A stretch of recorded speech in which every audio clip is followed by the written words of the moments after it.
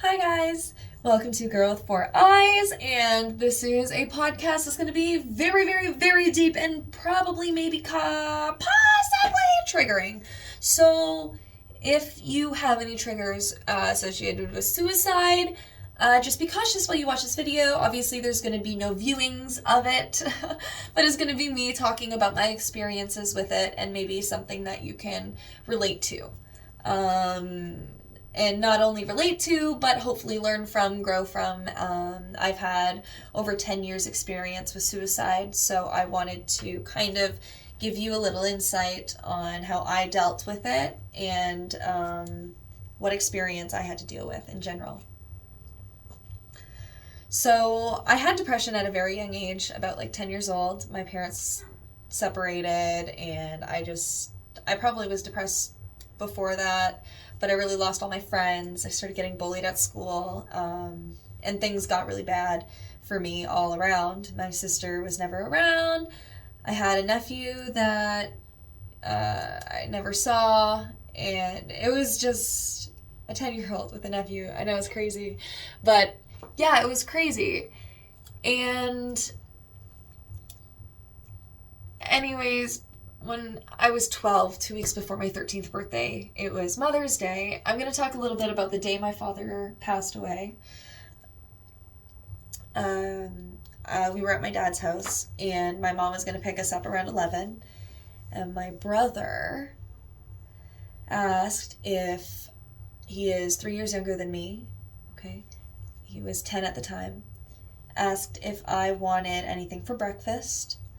I said no. He asked where my dad was. I said probably the garage because, he's probably out there having a smoke. He comes back in and he's laughing. And I'm like, why are you laughing? And he said, something's wrong with Dad, but I think he's just playing a joke on us, And I'm like, okay. I go out and I start laughing because my dad used to throw jokes, do jokes like that to us all the time, like pretend that he's dead and like just go, ha, like jump out at us. And he was hanging from the ceiling. And I'm like, Dad, I'm going to throw a shoe at you if you don't wake up. And he never woke up. So, yeah, my brother and I found my dad hanging from a ceiling at very young ages. And that was about 10 years ago. I've had a lot of time to process it. Obviously, I still see it in my head. It's very vivid.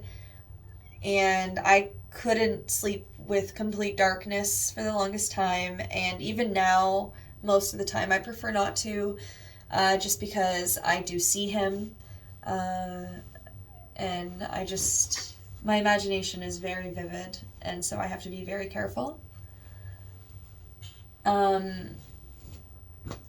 And obviously myself, I have struggled with thoughts of suicide, and I know that all of us, if not most of us, know someone, or you are someone who has thought about suicide. I think in general, at least 98% of the world population has thought, or let's do 95 to be generous, has thought suicidal thoughts.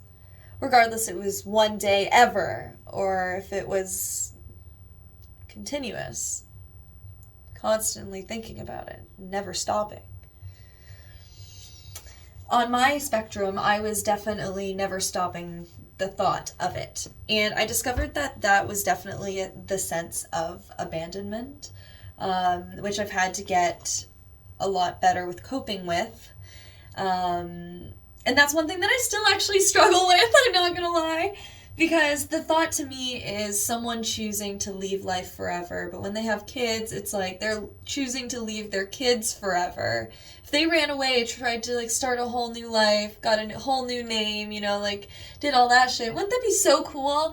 Instead of, hanging yourself, and instead of leaving your kids to be better and come back better, you kill yourself so you have no chance of being better, and your kids will never be able to ever see you ever again. That's kind of shitty, in my opinion. Okay? And I'm sorry if that triggers some of you, because I know maybe some of your parents have passed away from suicide. But that's still where I'm at with it. I think it is, whenever I have suicidal thoughts, I think, how is that going to affect my loved ones? Because I wouldn't want to leave them in a world like this alone. We're all in this world together, man.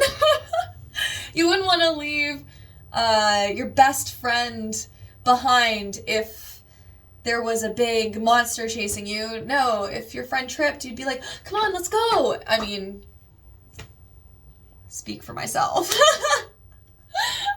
That's true too, where your morals lie, and if you really care about other beings and other people who have shown genuine love for you. If you have no friends, I think about my mom. Growing up, my mom and I didn't really have a great relationship, so without my dad and without a relationship with my mom, it was definitely very tough for me to grow up. I grew up very well, though. Like, I'm educated, I definitely have a good head on my shoulders, I have good common sense, and honestly, one of the biggest tools that I can say that I took away from that was, I actually wouldn't take away that experience for anything. I wouldn't, if I could see a version of myself with my dad still, I don't think I would be as good as a person as I am today. I feel like I've helped so many people. I feel like I've gained the knowledge of emotional intelligence and capability to be able to identify my emotions, which is emotional intelligence, but let me branch off that a little bit. So I can identify my emotions, and I can now really tell how to fix it. Like, I can come up with the steps to be like, okay, so this is how I feel, this is why I feel this way, this, I'm gonna be better. You know, like, I've been able to come up with my own plans, and I feel like one of the main reasons I came up with those tools was definitely therapy and finding the right therapist that was able to connect my brain that way. In a way, I feel as if just talking about it with another person really helped me in general. They do give a little bit more insight, things that you don't necessarily see for yourself. So every negative, misfortunate thing that's happened to me, I definitely go about it in a positive light now. I'm like, okay, this happened to me because I am a strong person, and I was meant to bear on this because I am the next step of evolution. And when I mean next step of evolution, I mean emotional intelligence, and really standing with that whole idea that emotions are they should be acceptable in today's society, and they should really be something valued and looked after. And it's so crazy because less than 50 years ago, depression was definitely a new discovered emotion that was voiced and talked about, and that we had mental asylums for people with depression, and we didn't fully understand, emotions are so new and so fresh to this extent anyways. As you can tell, the suicide rates are rising, and people's emotions and mental health is being more and more of importance, and that's because we're coming to understand our emotions better. We're developing an emotional intelligence, but we're not completely understanding what an emotional intelligence is because we haven't developed that far yet. And most of us have not. I have. Sorry, don't mean to be a little cocky there. And I'm not trying to sound that way, but for us that have evolved to a certain kind of stance in emotional intelligence, have an easier way to cope with pain, easier way, we just have a better outlook on things. Not better outlook on things. I totally take that back. I'm so sorry. What I mean is, we have a better, quicker. We are quicker to identify our issues, and we have a quicker ability to solve them. So I have been dealing with my issues for about 10 years. So because I had so much pain and so much trauma at such a young age, and I forced myself to kind of look into, why did my dad kill himself? What was all of this about? Like, why am I feeling this way? I looked into like what mental illness was to help me understand and help me, like, it really built my emotional intelligence. I probably was not born this way, but I definitely, because of my experiences, evolved.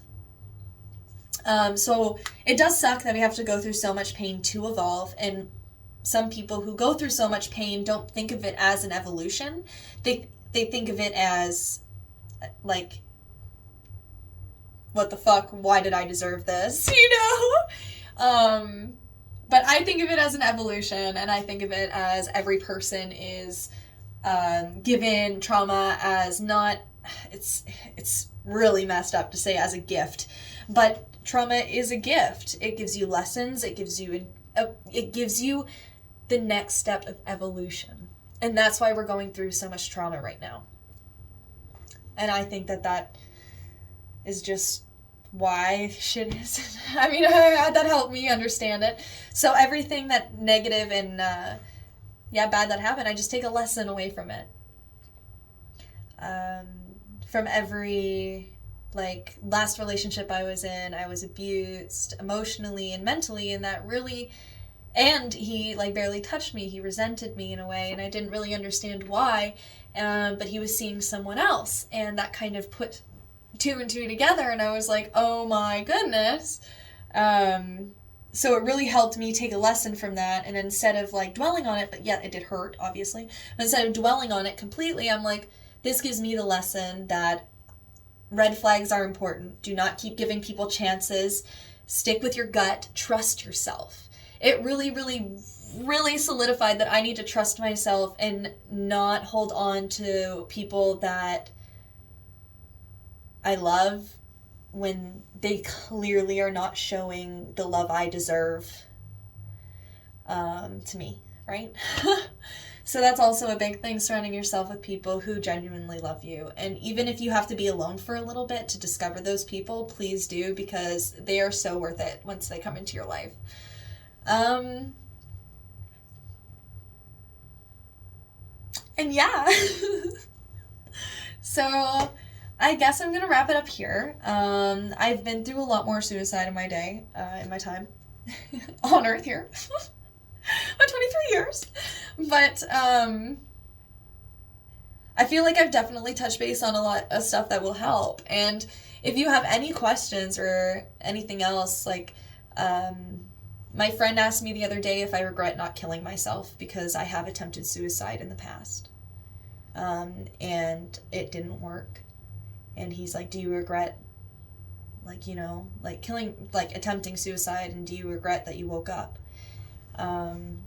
I do not regret that I woke up. I am so happy that I am still here and that it wasn't my time to go. And I regret trying to kill myself, because even though it was very, very dark at that time, if I really just trusted myself and throughout all the noise and really just listened to what my gut and what my head and what my heart was telling me, because they're all saying one thing, you just have to figure out what that one thing is, because there's so many different things in the different areas that's going on. Like, if you can identify that, your world will be amazing, man. I hope that made sense, because I really want you guys to be good, you know? I don't regret a thing. I mean, I regret attempting, but I don't regret waking up, because if you just trust yourself and trust your gut, something will come to you. Always. Okay. Bye, guys. And yeah, any questions or whatever, comment, subscribe. Love you. Bye.